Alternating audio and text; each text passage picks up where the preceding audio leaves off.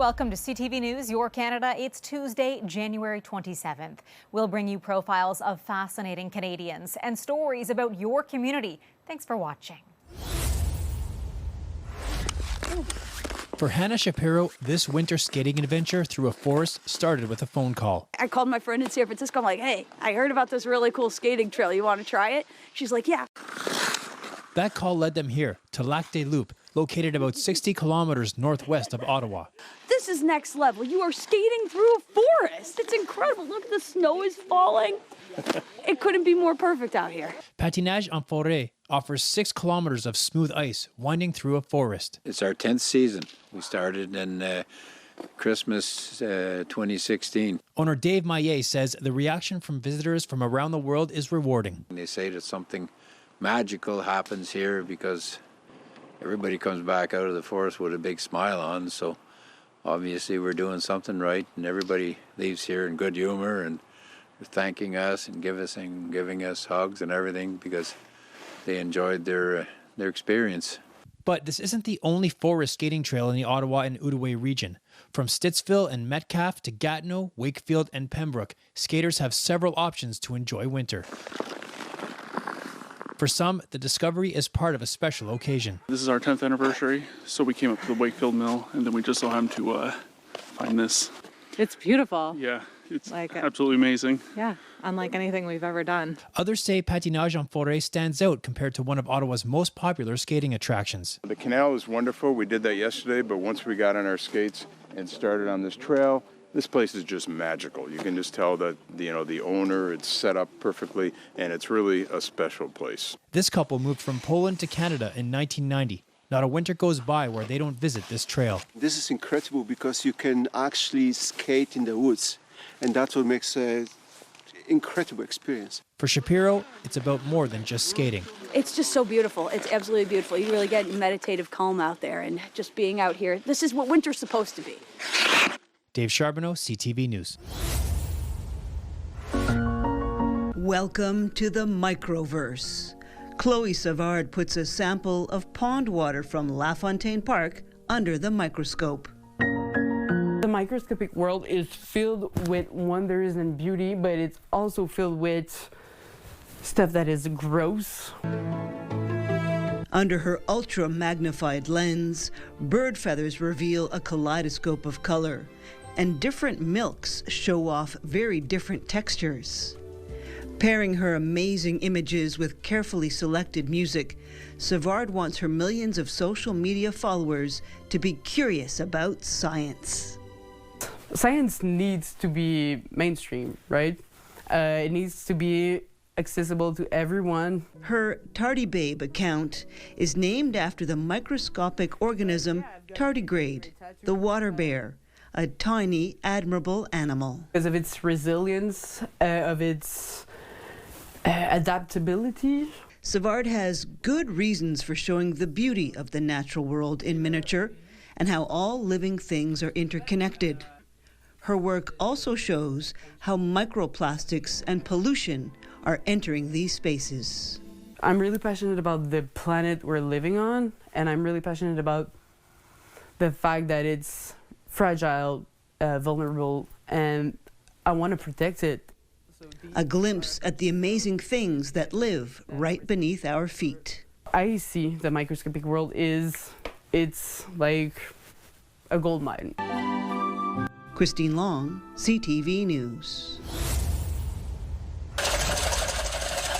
Neil Carby's love for cooking Japanese food has taken him on a tasty journey. Tempura is probably my favorite, overall Japanese food. By day, Carby is a high school teacher. By night, he's whipping up delicious meals inspired by a trip to Japan. The food was amazing and the people were amazing. I came home and I really wanted to embrace that. So then I did a series on my social media channels called Food I Missed from Japan. Those cooking skills helped grab the attention of the Japanese TV show Who Wants to Go to Japan? The show highlights people who are interested in Japanese culture. A select few are given the chance to learn from the pros. We hosted a little dinner party, bunch of interview stuff. It was really cool. And then it was a surprise at the very end of that weekend that they were like, no, here, you're actually going to Japan. Carby and his wife had 10 days to prepare for a trip of a lifetime. To get that opportunity to actually learn from Japanese people how to make this cuisine, it just made it that much better and that much more special that we can take that and then I get to eat it all. From sourcing local ingredients to learning from Michelin star chefs, Carby learned the in and outs of making tempura. If an ingredient isn't going to taste better after it is tempura fried, you shouldn't be preparing it that way, so it's meant to like showcase it. Back in his own kitchen, Carby is putting those skills into practice. I think that I actually do have like skills and talent, and that helped to like validate that a little bit and gave me a little more confidence. Giving this teacher the ultimate field trip and an A+ for his cooking. Miriam Valdez-Carletti, CTV News, Edmonton. 2, 3, 4. Every chord strummed on a guitar. For each beat hit on a drum.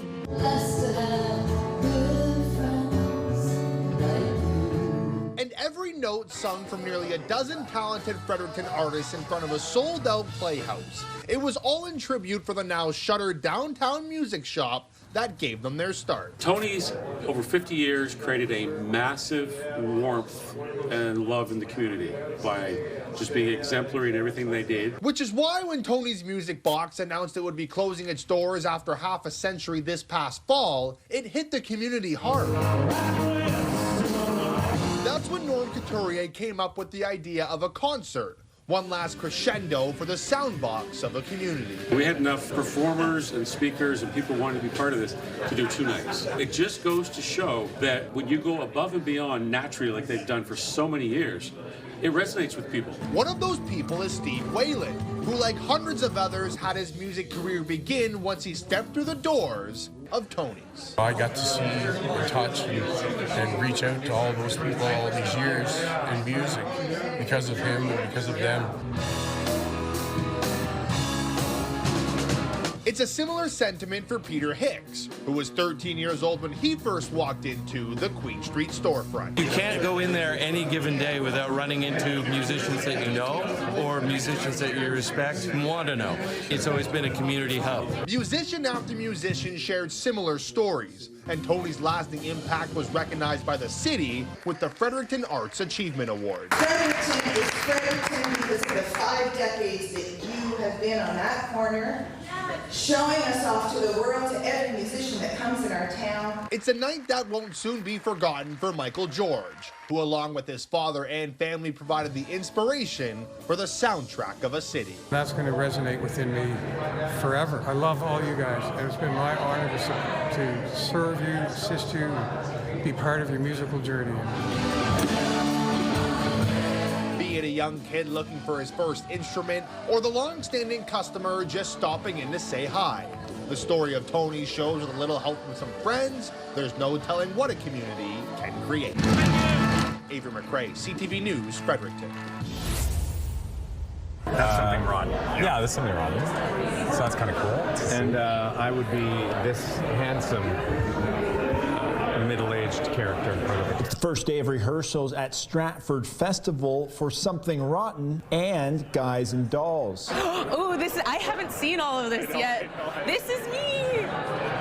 2 shows on one stage with one cast. What that means for the audience is that you can see one of the musicals, say in an afternoon, and perhaps the same night, you will see another show with the same cast. For director Donna Fior, what they are attempting is nothing short of remarkable. We are doing a unique and one-of-a-kind experience, probably in the world. So you will see an actor do one role, and that's a Renaissance show. That's in Shakespeare times, to Guys and Dolls, which is 1949 New York City.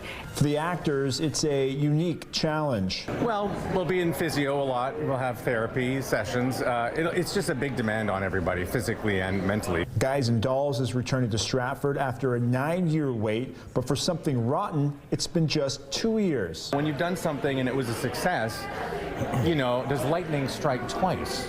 Of course it will, and you must come see the show. But you get a little apprehensive sometimes. Festival leadership say Something Rotten is back due to overwhelming demand.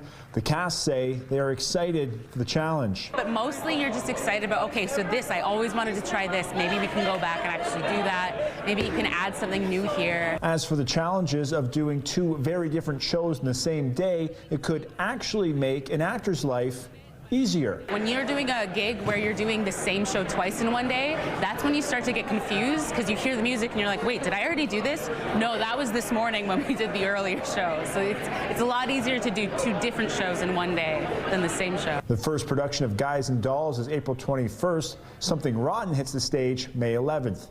Jeff Pickle, CTV News, Stratford. I'm glad those tough times are over.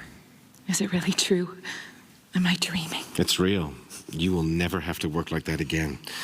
We will have what we want. This is a couple whose lives seem perfectly happy, but the marriage in Henrik Ibsen's A Doll's House ends in divorce. Commonplace today, but when written in 1879, such a topic on stage was unheard of. It's a potboiler, which is not what I expected. This version was rewritten for the stage by American playwright Amy Herzog in 2022. I also made assumptions about what A Doll's House was about. I'd heard of, it was the door slam that sort of shocked the world. It was a dusty piece of theater. But Ibsen, I think, especially what Herzog's done in this adaptation, is she's created a thriller. I mean, we're watching the last 3 days before a woman leaves. It's amazing. Gray Powell and Haley Gillis played the married couple Torvald and Nora Helmer. This adaptation, in Gillis's words, is condensed. There's lots of laughter. Did you hear the woman in the front the other day? And the audience is audibly reacting to what they're seeing on stage. All I heard was yes. Yeah, she went yes. From this woman. It was amazing. Yeah. They're responding. And I think for the audience, depending on where they are age and stage-wise in their life, they respond differently. Gillis says the play is a wild ride, a roller coaster. With Nora, she's always thinking, and it's amazing to be given that opportunity. I feel like I'm growing. Will she stay with you? Oh my gosh, yes. I'll be very sad when this is over. I'll grieve her. I'll definitely grieve her. But she'll be with me, for sure. Yeah. She makes me feel brave. The two veteran actors of the Canadian stage had never worked together before, and while the characters' relationship doesn't end well, the same cannot be said of the actors. I found out that you were going to do it. That was very exciting to me because I've been watching Gray Powell on stage for a while. I'm a big fan. It's been an absolute pleasure. The company and the room that Brendan has sort of curated and created. It's a real treat. The CanStage production of A Doll's House is on stage now at the Bluma Appel Theatre. Andrea Case, CTV News. On the ice and on the bench, this squad of senior hockey players is full of team spirit. Go get him, Jamie! London senior hockey, once known as Huff and Puff, has welcomed players into their 80s and a few into their 90s. But when the most senior in this recreational group decided to form their own over 80 competitive team, they ran into a problem. While submitting an application for the Ontario 55-plus Winter Games in Huntsville, the team found out they will be in a league of their own. This is groundbreaking for us because I don't think any 80-year-old team has competed at this level before. Games officials confirm it is a first. So, with no one else to play in their age group, the London team had to agree to face off against kids in their 70s. The thought doesn't scare this 81-year-old defenseman. Oh, yeah. I said immediately, put me on.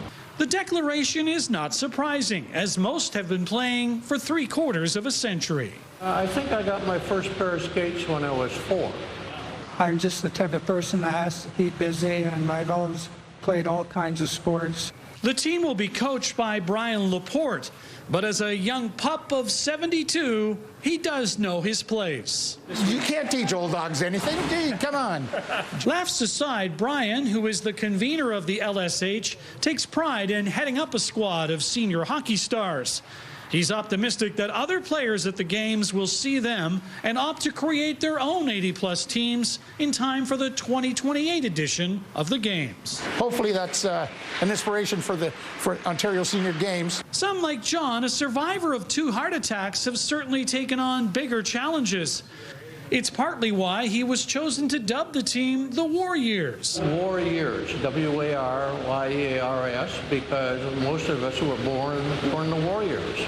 And for that reason, young players are forewarned that this group is not about to let you carry a puck by them without a little chip shot. Coincidental contact, I guess. Yeah. In London, Sean Irvin, CTV News. It's a movie on your phone where you get to choose the plot. So then you get call your ex or call your sister.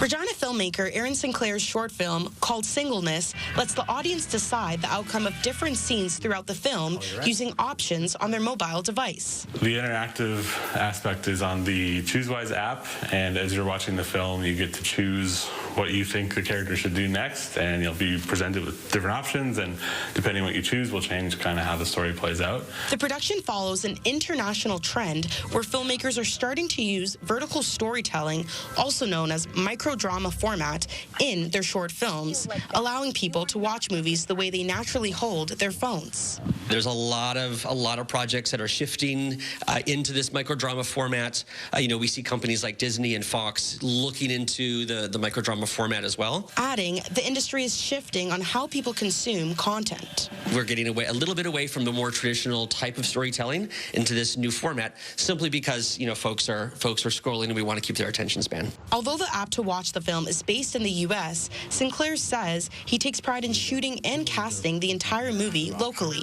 It's really great kind of working with Saskatchewan talent to make something like this. I think that we can offer this sort of like production value here that if you were doing the same production value in LA, it would just cost so much more. It'd be so much harder to do, but people are just excited to be a part of something cool here. Already working on his next production, Sinclair says it's an exciting time to be a Saskatchewan filmmaker. Sierra D'Souza Buds, CTV News, Regina. Have you got this now? Oh, come on. Have you got this? Oh, and he moved it. The Canadian men's curling team brings a wealth of Olympic experience into the Winter Games. Skip Brad Jacobs won the gold medal at the 2014 Games in Sochi, and he's confident about this group heading into Milano Cortina. Yeah, I'm just excited to get going with the guys. There's absolutely zero point in looking too far ahead. It's all about being present, staying in the moment, and the cliche thing is making one shot at a time. And I know that this team is capable of stringing together all of the shots needed to win an Olympic gold medal. Vice skip Mark Kennedy has 2 Olympic medals. He won gold with Ben Hebert at the 2014 Games in Vancouver and also won bronze with second Brett Gallant at the last Winter Olympic Games in Beijing. He says these games will be a little different because athletes from different sports will be so spread out. But that may be an advantage for the veteran Canadian rink. Having been there before, I think we're okay with knowing we're a little bit separated from everybody and that we just have a job to do, and that's to go and compete and play well and really focus more on the curling as opposed to all the other distractions that come with an Olympic Games. This will be Hebert's 3rd Winter Olympics, and the 42-year-old knows there's a chance it may be his last. So, we've been around a long time, a lot of veteran leadership on this team, and played in every event seems like 100 times, except for this one, right? Only the 3rd time for us. So, don't take it for granted. Really excited, and there's not too many things that get the old butterflies and nerves going these days for me in curling, but this is one of them, and really stoked to go with the guys. Hundreds gathered on Sunday to celebrate the release of a former political prisoner who has ties to Simcoe County. Edwin Espinal's return to Canada followed months of local advocacy after he was held in a high-security prison in Honduras. I am so very excited to finally be able to be in Canada. Well, I remember days. We're meeting today in Elmvale Community Hall, which is a community I grew up in, and we are saying thank you to this amazing community as well as the region of Simcoe County and beyond for all the support that they gave to us for the campaign to free the Honduran political prisoners. teachers let us know what was going on and encouraged us to write. Our local MP, John Broussard, I believe at the time. 28 students could use their voice to try and make change. So they did.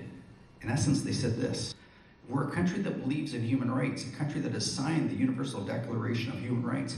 Why don't we speak to it when it matters? We worked so hard for so many years to get here that it feels like it hasn't fully kind of like landed yet. But I mean, I think that this event is so important for feeling like that. Very happy to meet all these amazing people, all this incredible community, how they're strong and how they stay together to fight injustices. Following 3 years of legal proceedings, Edwin was cleared of all charges and released from prison. He's now beginning a new chapter in Elmvale as a permanent resident of Canada. Miners are trading in their steel toes for hockey skates this weekend in the name of raising money for Northern Ontario families of children with cancer. We love to give back. Miners for Cancer is a great organization. It's a great charity, great fundraiser, and the camaraderie, all the different sites, people you don't get to see, year around or every day. So Miners for Cancer weekend hockey is just a great time. It's really special to be able to come out here and have a good time and also support a good cause. Over the 30 years, the tournament has donated $1.6 million, and this year the tournament is adding on another $30,000 to that total. Our mandate was to contribute back to the community, basically, and support cancer patients, cancer care. We cannot do the work that we do without Miners for Cancer and organizations like this who continuously support NOFCC with their hearts and support, volunteering, doing whatever they do to help us. For many teams, the chance to play a game of hockey for a cause is what brings them back year after year. We jumped on the opportunity, and the interest from everybody on site was overwhelming. It was almost too overwhelming to be able to have just one team, but there was only one spot available. As far as the charity is concerned here, it's just an absolute pleasure to be able to take part in something like that. We bring our community together. We are a mining town, and it gives us the opportunity to celebrate, have a great fun weekend, and raise money for an amazing cause. Madison Marier, CTV News, Sudbury. Alan Collier never imagined he'd end up doing this when he first fell in love with woodworking as a boy. I admired my cousin who had a workshop right next to his bedroom. Well, it was no surprise. Alan grew up to be a woodwork teacher. You don't have to sit down. You're active with your hands. It was astonishing that day he happened upon 4 chairs by a famous designer at a local thrift store. So I thought, oh, that's interesting. It inspired Alan to start searching for all sorts of notable furniture, amass a collection of a couple hundred historical items, and earn attention from folks who run galleries and museums across the country. It's not until you have a bunch of this stuff that suddenly something clicks. Although Alan could easily see items from his collection by flipping through the pages of catalogs from all the furniture exhibits he'd been asked to curate, regular folks couldn't. I just thought that make a connection with local people. So, along his fence on this suburban street, Alan decided to build a mini museum. You don't have to get a grant. I don't have to approach a museum. I can just do it. Now, every morning, Alan cleans the case and displays items from his collection that are connected in interesting ways, which he explains with informative signs. I'm very happy just to have a few people that walk by learn something about design, and hopefully it sticks. And hopefully, seeing as his exhibits have included at least one piece that's been designed and constructed in Canada, there are quite a few that meet the standards of international design. Remind us of our potential. This is who we are. We had an industry like this in Canada as well, and I don't know how many people would know that. And if, Alan says, our local designers and manufacturers can take a seat on the international stage again, I think it's more relevant now than ever to promote the idea of Canadian design. Along with being celebrated in a museum in the suburbs, they can be appreciated in homes around the globe. Adam Sawatsky, CTV News, Saanich.